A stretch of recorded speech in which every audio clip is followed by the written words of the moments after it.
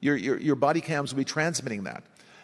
The police will be on their best behavior because we're constantly watching and recording everything that's going on. Citizens will be on their best behavior because we're constantly recording and reporting everything that's going on.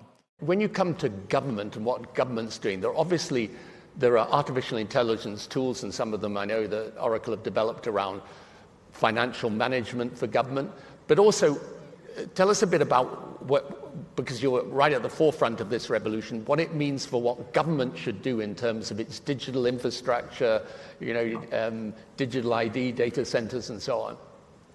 How do you take advantage of these incredible AI models?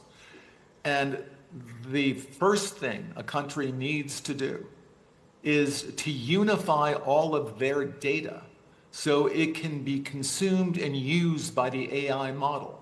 You have to take all of your healthcare data, your diagnostic data, your electronic health records, your genomic data. And in the Middle East, in the UAE, for example, they're incredibly rich in data.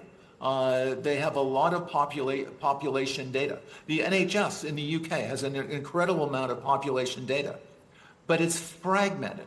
It's not easily accessible by these AI models. We have to take all of this data we have in our country and move it into a single, if you will, unified data platform. So we provide context. When we want to ask a question, we've provided that AI model with all the data they need to understand our country. So that's the big step. That's kind of the missing link. We need to unify all of the national data, put it into a database where it's easily consumable by the AI model, and then ask whatever question you like. So you're really, through the use of this, you're revolutionizing the way government works, right? The services it provides, the way that it operates. What about things like financial management, procurement? How can AI help a government operate more efficiently, more effectively, give a more direct and better service to the citizen? Well, we have these modern financial systems. So, countries can, and all. For example, the AI system will help you do that. But again, the secret is to get all of that data in one place. Without having the basic data, it cannot answer the question about your country. I think countries are very uncomfortable with keeping their data in other countries' data centers. So I think part of our essential infrastructure, just like airports obviously need to be in our country, or they're not terribly useful. Ports need to be in our country, and they're not terribly useful.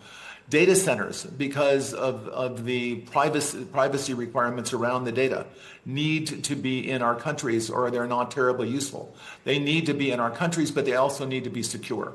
And there are new technologies right now. This is the last year you will ever log on to an Oracle system with a password. Next, by the middle of this year, I'm quite certain you are Tony Blair. So how do I know? Well, I look at you, I hear your voice, I listen to the kind of questions you ask. I'm pretty sure you're not synthetically created in having this conversation. The security system, we have biometric logins. The computer recognizes you. It recognizes your voice. It might ask you to put your index finger on the return key. And we're absolutely certain it's you. There's no reason to enter a password. In fact, passwords are too easily stolen. The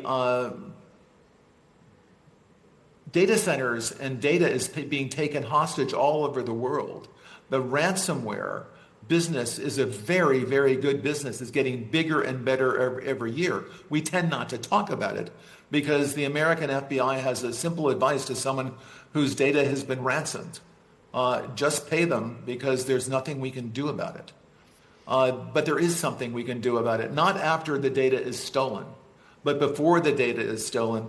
We can make sure that we're using the latest security technology, and it is going to be biometrics assisted by AI to make sure that you are in fact Tony Blair, and I'm sure you are.